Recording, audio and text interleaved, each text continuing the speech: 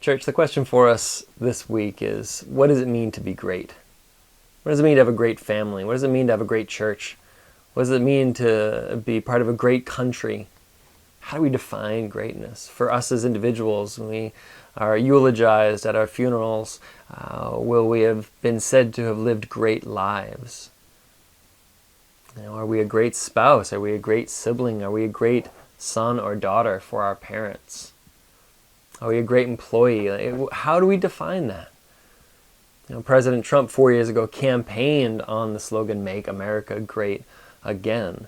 Kind of appealing to those in the country that felt like something was slipping away, or there had been better days before that we could reclaim, or that there were things that were going in a wrong direction, whether it be values in the country or economics or policies that could be made great again. And he won on that campaign promise. And now 4 years later, we're left to decide, is America greater than when he began?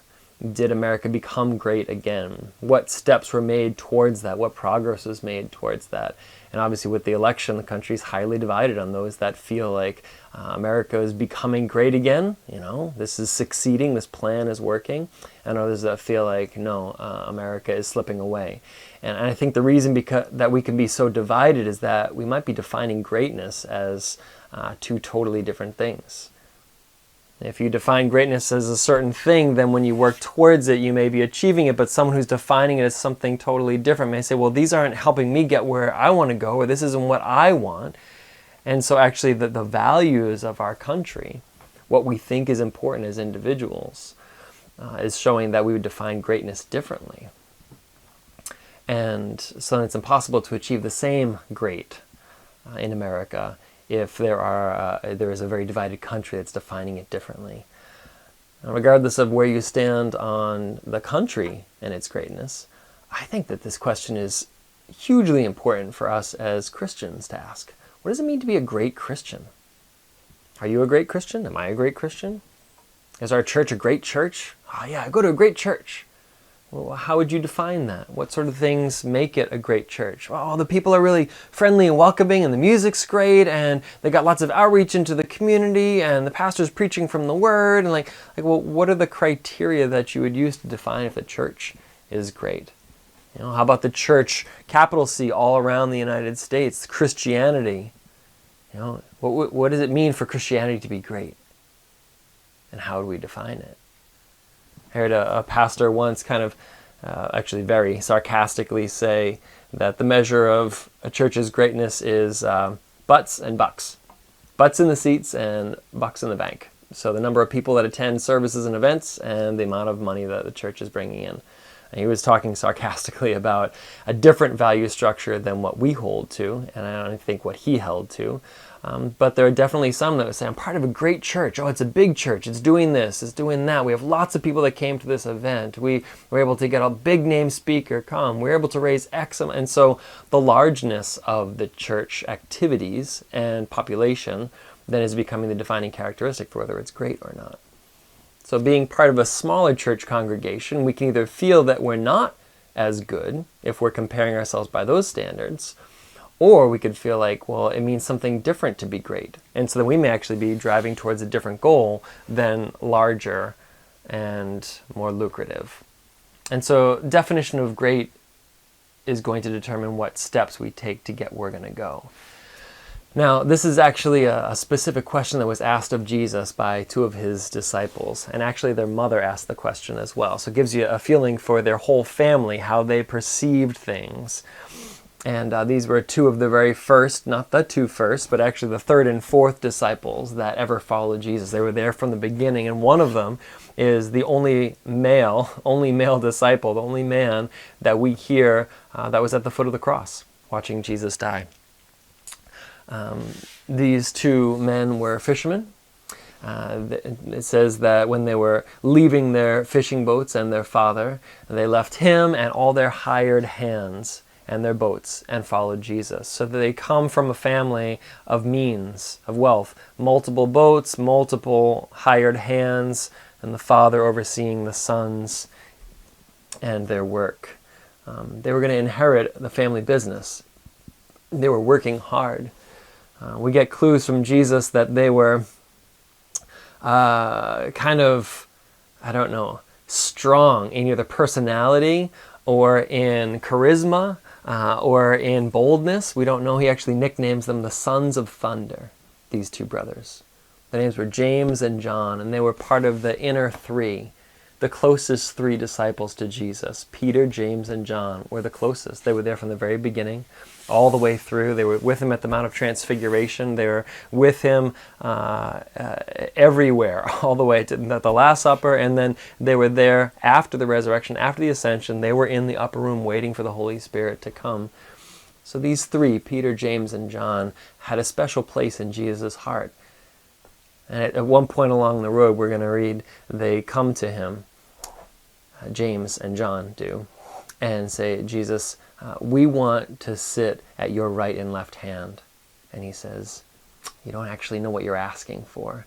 You want to be important in my kingdom. You want to be central. You want to be recognized and elevated, but it's going to take you sacrificing your lives to do that. A position of honor in my kingdom is not a powerful one in terms of controlling others. It's a sacrificial one in terms of submitting ourselves to servanthood to everyone around us for the sake of the cross, for the sake of the gospel. And so I think from these sons of thunder, these very bold men, we'll read a couple of scriptures where they're kind of described and we get to see a little bit of their personality. They raise the question for us, what does it mean to be great? And Jesus answers it point blank. He says, the greatest among you must be servant of all. And I just wonder if we were trying to define ourselves as being great at our job, if we would say that it's because we serve everyone around us. We're saying we have a great family. Is it because everyone in the family serves each other selflessly? You know, at our funeral, when people speak of us, if they say we had a great life, it most likely will be that we did things that meant something to them, that we were there for them at important times, or said something that was a blessing to them, or helped in a way, or loved in a way. It was our blessing to them, our benefit to them, our servanthood towards them. And most likely, when we look back on our own regrets, it's the times where we did what was best for us, when we were self-centered, when we put ourselves over others, that most of the problems and most of the sins and most of the consequences in our lives came as a result. And so I think in our country, as we're trying to define what it means to be great, in the Christian church, maybe we have the same feeling, like I wish the church, what could we do to make the church great again? Is there a feeling maybe that the church somehow has slipped from its purpose, or slipped in some ways, even small ways, from what it was meant to be? Well, then what would it mean to make Christianity great again, in Jesus' definition of great? What would it mean for us to be great Christians? Well, two of the closest people to Jesus asked that question, and so let's look into their lives and learn more about them, learn more about us, and then I'll just ask you to take some time with your missional community and ask yourselves, what would it mean for our community to be great? What would it mean for our family units, for us as individuals, for singles, for our college kids, for students? What does it mean to be great? And I think if we can explore that, then actually we'll find ourselves as part of the revival that we're praying for, as part of the transformation of our homes and our missional communities and our churches and Christianity, and ultimately then the country around us. It's starting small and starting in a place of servanthood. So let's learn a little bit about James and John. In Mark 1, starting with verse 6, it says, passing alongside the Sea of Galilee, Jesus saw Simon and Andrew, the brother of Simon, casting a net into the sea, for they were fishermen. And Jesus said to them, follow me, and I will make you become fishers of men. Immediately they left their nets and followed him. And going on a little farther, he saw James, the son of Zebedee, and John, his brother, who were in their boat mending the nets. And immediately he called to them, and they left their father Zebedee in the boat with the hired servants and followed him. He calls them. Zebedee is the father, James and John, brothers, leave the hired servants and immediately follow Jesus. Now in Mark 3, it says, Jesus appointed 12 whom he named apostles, means sent ones, so that they might be with him, and he might send them out to preach and to have authority to cast out demons. He appointed the 12, Simon, to whom he gave the name Peter, James, the son of Zebedee, and John, the brother of James, to whom he gave the name Boanerges, that is, the sons of thunder, and Andrew and Philip and Bartholomew, and he lists the other. So Jesus gave them the nickname Sons of Thunder. What sort of personality might they have had? What sort of people might they have been? What sort of presence might they have had to have for him to say, you are sons of thunder? He names Peter the rock, right? Because he's going to build his church on this man. And then he does. And these sons of thunder, this forceful fishermen, these powerful figures who are with him, his closest people from the beginning all the way on to the very end. Now in Mark 1:28, we read this. His fame, Jesus' fame, spread everywhere throughout all the surrounding region of Galilee. And he immediately left the synagogue and entered the house of Simon and Andrew, with James and John. Now Simon's mother-in-law lay ill with a fever, and immediately they told him about her. He came and took her by the hand and lifted her up, and the fever left her, and she began to serve them. So right from the beginning, Simon's mother-in-law, James and John, are right there. They're right after Simon and Andrew, they're the next disciples that are called. In Matthew 17, we see them again. After 6 days, Jesus took with him Peter and James and John his brother and led them up a high mountain by themselves. And he was transfigured before them, and his face shone like the sun. His clothes became white as light. And behold, there appeared to them Moses and Elijah talking with him. So only 3 of the disciples went up the mountain with Jesus, Peter, James, and John. The closest to him, the ones who had stood with him from the very beginning. They're there to see him look bright, white like the sun shining, and Elijah and Moses, and seeing him have this spiritual, heavenly conversation. They were there every step of the way, his closest. You know, in terms of the 12 apostles and then the closest 3, and then the crowds, which were 70 and 120, we see this model for friendships and ministry. I know we've talked about this before in the church, but we can see it here. Just let me highlight it. Jesus had his closest 3, Peter, James, and John. Do you have a close 3? The people that you rely on, the people that you pray with, the people that know you, the people that hold you accountable, the people who love you and would do anything for you. And you have your 12, your small group, your missional community, your larger group of friends circle, where you do things together and you help each other and you serve and you learn and you worship and you have fun together and you do activities together, just the people in your circle. And then do you have the church, the way Jesus had all of his disciples and followers, and the crowds were looking on, but he had this large group. This is a biblical principle for fellowship and for ministry, for friendship and partnership and relationships. So we get to see it here again being played out. Mark 13 shows a private conversation that Jesus had. Mark 13:1. As Jesus came out of the temple, one of his disciples said to him, "Look, teacher, what wonderful stones, what wonderful buildings." Jesus said to him, "Do you see these great buildings? There will not be left here one stone upon another that will not be thrown down."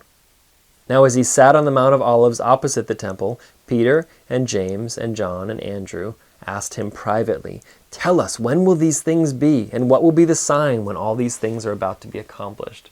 So Peter and James and John are there. Peter's brother, Andrew, is with them. It's the first 4, the fishermen. He said, "Follow me, I'll make you fishers of men." And he's saying, this temple is going to be destroyed. And they're saying, "Tell us the signs. When will these things happen?" These 4, especially the 3, and James and John in particular, are part of the most intimate moments in Jesus' lives. They're the inner circle. They hear his thoughts. They ask him questions. He answers things for them that he doesn't even answer for anyone else.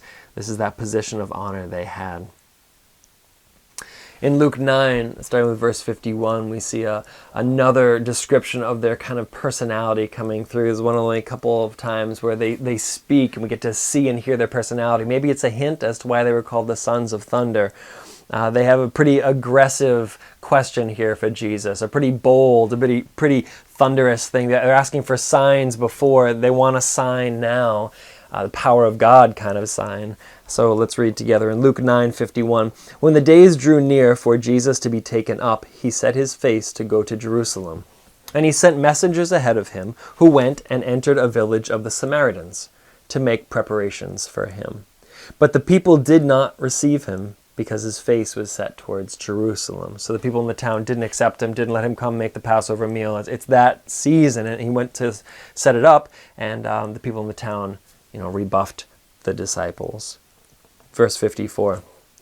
When his disciples, James and John, saw this, they said, "Lord, do you want us to tell fire to come down from heaven and consume them?" But he turned and rebuked them. They want fire from heaven on these people who wouldn't even take the Messiah in for the Passover in preparation for his death and resurrection. They don't see the whole story yet, but they know he's going towards Jerusalem. They know he's going to be the king.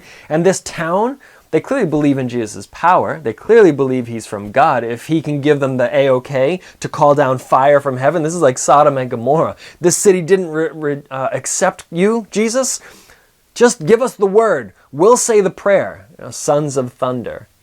Right? They see Jesus' greatness as a power thing and as a status thing. That's what it means to be great. That at the snap of a finger, Jesus could call down fire. And of course he could, but that's not why he came. And so they're learning what it means to be great. It says there in verse 35, he turned and rebuked them. Remember, Peter said, "You couldn't be crucified, Lord." And he says, "Peter, get behind me, Satan." He rebukes Peter. He rebukes them here as he's heading towards his crucifixion. We're not here to call down the fire. We're here to sacrifice ourselves for the sake of others. Sons of thunder. We often want to be like sons of thunder. We see things that are wrong in the world and like, this is wrong. God, call down the thunder. Call down the fire. Work in power. Let's manifest the kingdom here in a powerful way. And Jesus said, well, that's not why I came. Don't you know what true greatness is? It's to sacrifice yourself for another. Now, we see in Matthew 20, and there's a parallel passage in Mark 10. So I'm going to read most of the full one from Matthew 20 and then just refer to the one from Mark 10. But as they're going to Jerusalem, we see the mother of the sons of Zebedee speak up. Now, we actually see her again at the cross. So this mother and her two sons left. Zebedee's wife and sons are traveling with Jesus. And they're there at the cross. Well, at least John is, and his mother. And so these are people very close to Jesus. This is a woman that he's known maybe from even before, but certainly from the calling. And certainly as her sons were following, then she at some point joined in and is traveling with them. And she sees Jesus. She has that kind of perspective on life. I think their whole family do. Maybe it comes from being Zebedee's family with his many fishing boats perhaps and many hired hands. Maybe they came from a position of status or wealth or success or achievement. And so they look at Jesus like, here's a king. He's talking about the kingdom. It's coming. They're seeing it in terms of earthly status and success and power. And so Jesus has to correct that thinking. And he does. In Matthew 20, starting with verse 18, Jesus says, "See, we are going up to Jerusalem, and the Son of Man will be delivered over to the chief priests and the scribes, and they will condemn him to death, and deliver him over to the Gentiles to be mocked and flogged and crucified, and he will be raised on the third day." Then the mother of the sons of Zebedee came up to him with her sons, and kneeling before him, she asked him for something. And he said to her, "What do you want?" And she said, "Say that these two sons of mine are to sit, one at your right hand and one at your left, in your kingdom." Jesus answered, "You do not know what you are asking. Are you able to drink the cup that I am to drink?" And they said to him, "We are able." He said to them, "You will drink my cup, but to sit at my right hand and my left is not mine to grant, but is for those for whom it has been prepared by my Father." Now when the 10 heard this, they were indignant at the two brothers. But Jesus called them all to him and said, "You know that the rulers of the Gentiles lord it over them, and their great ones exercise authority over them. It shall not be so among you. It shall not be so among you. Whoever would be great among you must be your servant, and whomever would be first among you must be your slave. Even as the Son of Man came not to be served, but to serve, and to give his life as a ransom for many." So the world recognizes greatness by how much do you have under your control. How much can you dictate and move around? How much money do you have at your disposal? How many people do you have under your command? The rulers of the Gentiles. He said, but for you it has to be the other way. The Son of Man came to give his life as a ransom for many. So how many can you serve? That's Jesus' definition of greatness. Whoever be first among you must be last, must be your servant. Now, lest we think that this is just the mother wishing something for her sons, in Mark's recounting of this situation in Mark chapter 10, verse 35, again it says Jesus going towards Jerusalem, same setting, it says, and James and John, the sons of Zebedee, came up to him and said, Teacher, we want you to do for us whatever we ask of you. And he said, what do you want me to do for you? And they said, grant us to sit, one at your right hand and one at your left, in your glory. Jesus said to them, you do not know what you are asking. They want to be on the throne. They want to be on the right and the left hand of the king and the kingdom. And he's saying, you want to be over people, but I'm telling you to serve all. Consider others greater than yourselves. This is the definition of Christian greatness. Do we want to make the church great again? Well, then it needs to become the servant to all. And a lot of times churches, as organizations and local, can become very self-serving. Their money serves themselves. Their time serves themselves. Their ministries are made for themselves. And I think in some ways this misses the point of greatness as Jesus defines it. When we call ourselves a gathering and assembling of believers, the question must be, who are we serving? And not just serving ourselves, but as if we were the 12 disciples. Jesus gave our lives as a ransom for many, serving others. When we collect money, it should be distributed to help those in need. Right? When we have programs, it should be to help those who don't know Jesus come to know Jesus. Maybe meeting physical needs, but as a route to sharing that God meets soul needs and spiritual needs. And when we do that together, we become a band of disciples. We enjoy doing that together, but it's not just for us. We're not looking to be over others. Look what we have, come to us. It's be sent out, be apostles. What can we introduce you? How can we introduce you to Christ? What can we do for you? Remember, I said it in a sermon a while back, what's the best question in the world? We ask that question in our house sometimes. We define the best question in the world is, what can I do to help? What can I do to help? That's the best question in the world. So if I see Michelle is overwhelmed or something needs to be done, I'll turn to wherever kids are around and be like, all right, go ask your mom the best question in the world. And they'll go into the kitchen, Mom, what can we do to help? It's become this mantra sort of thing, a value in our family. And I think about that in terms of this definition of greatness. The best question we could ever ask someone is, what can I do to help you? It's the question that Christ asks, what do you want? What do you need? Are you blind? Are you lame? Are you hungry? Are you brokenhearted? Are you in prison? Are you alone? Are you discouraged? And God meets those needs through Christ, through the Holy Spirit, to introduce us to glory. So these disciples didn't quite understand all that. We'll even see it says that later on. John writes in the Gospel of John, which he was the author of. All right, that is this John, the Gospel of John, Matthew, Mark, Luke, John. That's John, the brother of James, the sons of Zebedee. John is the one who wrote the Gospel of John. He also wrote 1st, 2nd, and 3rd John, the letters of John. There is a John who wrote Revelation. There's some discussion whether it's this John or another. But, this John, this son of thunder, this one who wants to be great, ends up writing one of the 4 gospel accounts, the biographical accounts we have of Jesus. And by serving in that way, communicating, he truly did become great. He's left us a lasting legacy by just sharing with us the good news of Christ through his own eyes, his own eyewitness account.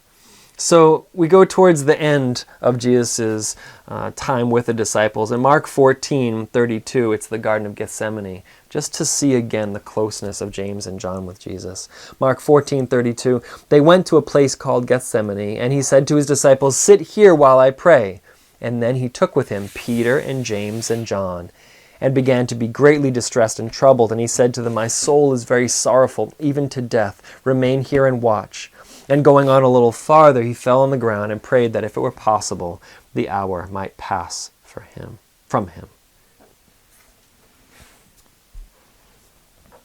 John chapter 19, verse 23.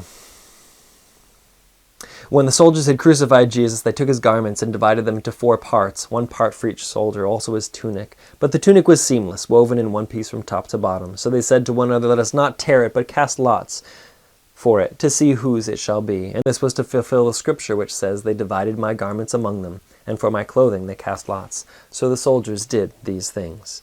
But standing by the cross of Jesus were his mother and his mother's sister, Mary, the wife of Clopas, and Mary Magdalene.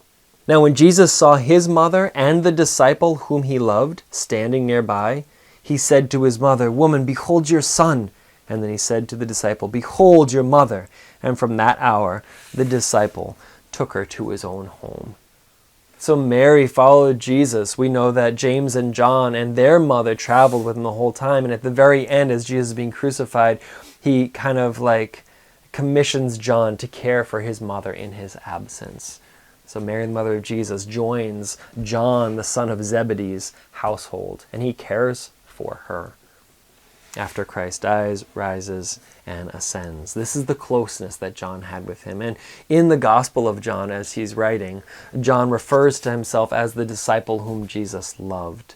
And this can be kind of taken one of 2 ways. One, it could be a statement of real humility. Like he doesn't even use his own name. He's like, "I was there, I was there, I was there." He just refers to himself in the 3rd person, sort of like, well, the one that Jesus could even love. He would have the right. He was with Jesus, the closest of all. In all these intimate moments, he's there. Even with the foot washing, that's in John's gospel and not in the others. The way Matthew, Mark, Luke talk about certain instances, you get even an insider's glimpse. There's more recorded talking from Jesus. The red letters of Jesus in the Bible. There's more recorded sayings of Christ in John than in any of the Gospels. This is a gospel written by someone, a biography written by someone who was there, an eyewitness, who heard these words and wrote them down. This is the one who ultimately Jesus says, "Please take care of my mom when I'm gone." That's how close they were. And he's the only disciple that we see listed at the cross along with those women who are there. Now, in John 20, we also see that John and Peter are the 2 that run back to the tomb when it's empty. So John 20, verse 1. Now on the first day of the week, Mary Magdalene came to the tomb early, while it was still dark, and she saw that the stone had been taken away from the tomb. So she ran and went to Simon Peter and the other disciple, the one whom Jesus loved, and said to them, "They have taken the Lord out of the tomb. We do not know where they have laid him." So Peter went out with the other disciple, and they were both going toward the tomb. Both of them were running together, but the other disciple outran Peter and reached the tomb first, and stooping to look in, he saw the linen cloths lying there, but he did not go in. Then Simon Peter came, following him, and went into the tomb, and saw the linen cloths lying there, and the face cloth which had been on Jesus' head, not lying with the linen cloths, but folded up in a place by itself. Then the other disciple who had reached the tomb first also went in, and he saw, and he believed. For as of yet they had not understood the scripture that he must rise from the dead. And then the disciples went back to their homes. John was there. John saw the empty tomb. Now there's a situation where Jesus appears again to the disciples and he reinstates Peter. And he makes a comment about John as well. This is in John chapter 21, verse 1. After this, Jesus revealed himself again to the disciples by the Sea of Tiberias. And he revealed himself in this way. Simon Peter, Thomas, called the twin, Nathanael of Cana in Galilee, the sons of Zebedee, and 2 others of his disciples were together. Simon Peter said to them, "I'm going fishing." And they said to him, "We will go with you." And they went out and got into the boat, but that night they caught nothing. And it goes on to talk about Jesus standing on the shore and saying, "Cast your net on the right side of the boat." And they have this huge catch of fish, and Peter jumps out of the boat and swims in. He's got this impulsive nature. We know Peter. The rest of the disciples, the fishermen, are left to drag in the nets with fish on their own, but they have this meal together, and Jesus asked Peter 3 times, "Do you love me? Do you love me? Do you love me?" This is Peter to have a chance to be forgiven for the 3 times he said, "I don't know Jesus, I don't know Jesus, I don't know Jesus." And Jesus at the end of that says something to Peter about the way that he would die. Verse 18, "Truly, truly, I say to you, when you were young, you used to dress yourself and walk wherever you wanted. But when you are old, you will stretch out your hands, and another will dress you and carry you where you do not want to go." Now this he said to show by what kind of death Peter was to glorify God. After saying this, he said to him, "Follow me." Peter turned and saw the disciple whom Jesus loved following them, The one who had been reclining at the table close to him, the one who had said, "Lord, who is it that is going to betray you?" So John is the one who asked the question. Judas was right there as well, and John was right there. He saw the whole thing. Verse 21, when Peter saw him, he said to Jesus, "What about this man?" Jesus said to him, "If it's my will that he remain until I come, till I return, what is that to you? You follow me." And so the saying spread abroad among the brothers, that this disciple was not to die. Yet Jesus did not say to him he was not to die, but if it is my will that he remain until I return, what is that to you? So this is the disciple who is bearing witness about these things. He's saying, this is me. I am the one who's writing this Gospel of John. This is the me, the one who is there with Jesus for that breakfast of fish on the seashore. This is the disciple who is bearing witness about these things, who has written these things, and we know that his testimony is true. Now there are also many other things that Jesus did, and were every one of them to be written, I suppose the world itself could not contain the books that would be written. So Jesus did so many more things than were written there, and John saw so many more of these things, but he recorded what he recorded so that we might know that Jesus is the Son of God, and that we might have eternal life. He wrote it for the purpose of people being saved. Now, there's just two more mentions for James and John in Scripture.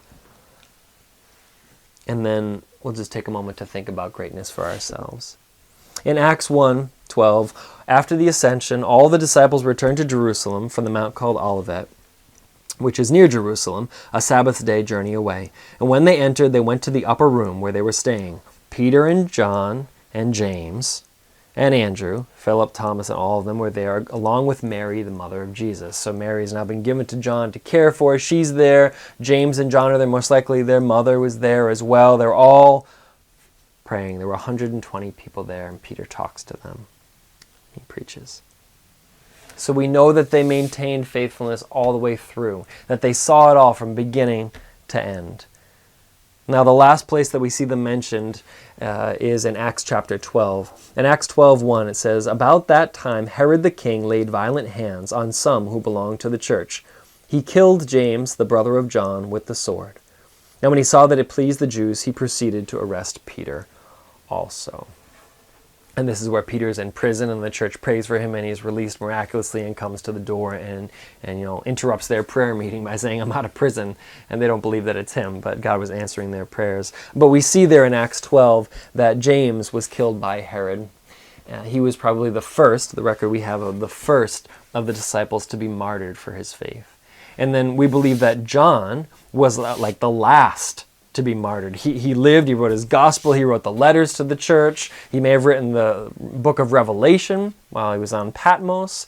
We have the first and the last, these two brothers, these sons of thunder, these ones who wanted to call down the fire from heaven, these ones who were on the Mount of Transfiguration, these ones who were there at the cross, the ones who were there at the empty tomb, the ones who were there to see Jesus again, the ones who were helping to form the church, all of them, the ones who cared for Mary, the mother of Jesus, after he was gone. It's these sons of thunder, these disciples, that asked him, what does it mean to be great? Can we be in charge with you when you're in charge? And Jesus said, do you really know what you're asking? If you want to be great, you have to be willing to sacrifice it all for me. Follow me. Willingly give your life as a servant for all. Greatness. In the Gospel of John, there's one prayer, one statement of Jesus where he's teaching the disciples about what it'll be like after he's gone, and he talks about greatness. And I would just like to read that excerpt very quickly and summarize everything we've said to this point, and then leave you to discuss this concept amongst yourselves. John chapter 14. I guess we'll start in verse 8. Philip said to Jesus, "Lord, show us the Father. That would be enough for us." And Jesus said to him, "Have I been with you so long, and you still do not know me, Philip? Whoever has seen me has seen the Father. How can you say, 'Show us the Father'? Do you not believe that I am in the Father, and the Father is in me?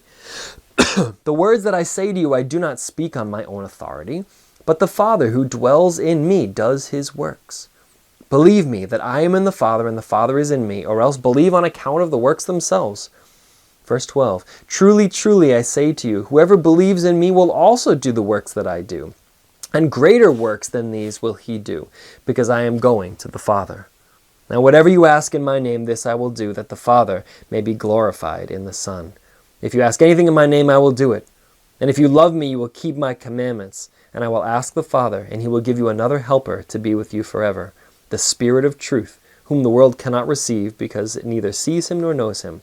But you know him, for he dwells with you and will be in you. Jesus talks about greatness. Whoever believes in me will also do the works I do, and greater works than these will he do. There's two ways to define that word greatness, and this is what I'm going to kind of close with, this thought. Greatness as in more significant, more powerful, better, or greatness in terms of number, frequency, more, better or more.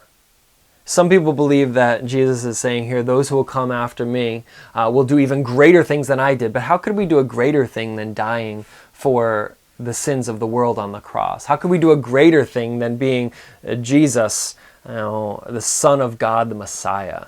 So I don't think that the word greater here means we'll do greater things, better things than Jesus. But greater, those who will come after me will do greater, will do more.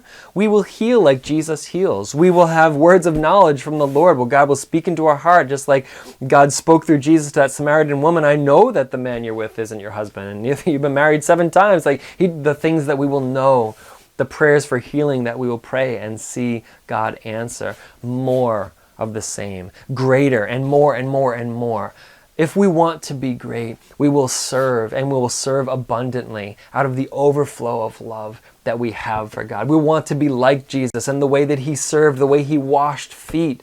That foot washing is only in John's gospel. And the Son of Thunder who wanted to call down fire on the Samaritan village, maybe he came to truly understand what it meant to be great.